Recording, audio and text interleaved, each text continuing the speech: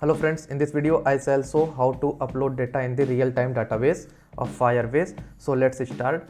First of all, import the Angular Fire database. After that, initialize it in the constructor and define the path of the database. It is actually the path of the collection. And here are some functions like create, get all, update, delete and delete all. So let's go one by one through all functions. This is the create function. What it does, it simply pushes all the data in the given path of the collection, and data is simply a key value pair object. Here is the get all function. It returns all the documents present in this path of the collection and maps it as a key value pair, and after successfully getting all the data, subscribe it to the data variable and store in the credentials, after that consoling it.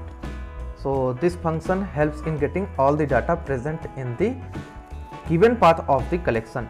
Here is the update function. It simply updates the document present at the given path of collection with a new key value pair. So here is the payload that is added if given key is not present, else modify key's value. So if email is present previously, then update the value of email with this value, else create a new key value pair for that document.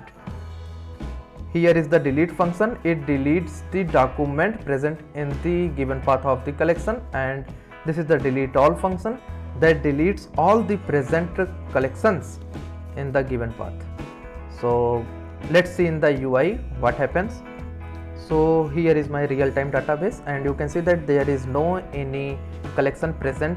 So when we add a new data, first of all a collection of name credentials will be created. After that, all documents will be added in that path. So add and go here. You can see that credentials has been created, and this is the unique identifier for my document, and this is the document of key value pair.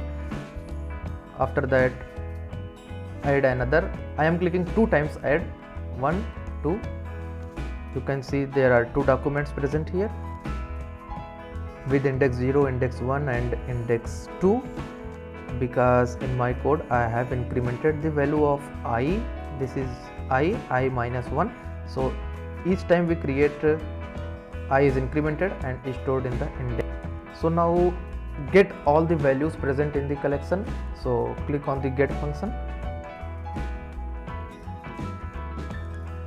Here you can see 3 data as an array is present here, 0, 1 and 2, and this is the key and this is the value key that has been mapped here. You can see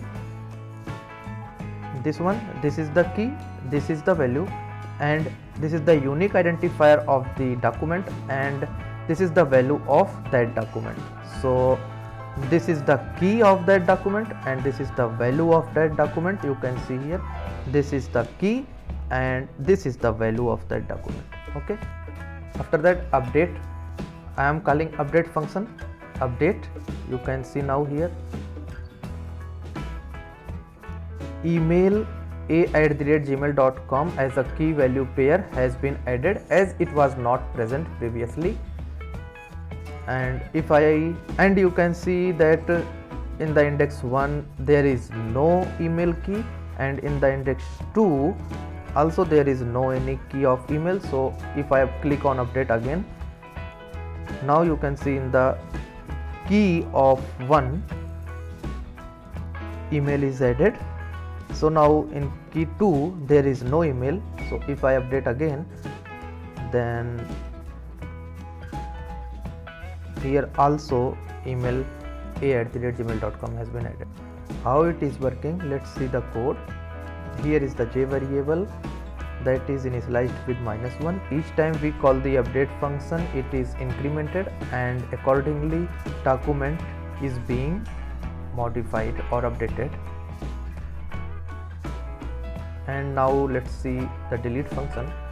So delete one time, so you can see now that the array is of length 2.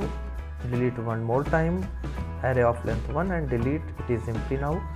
So how can we delete all functionality? So add some more data, add 2 times. So there are 2 new data.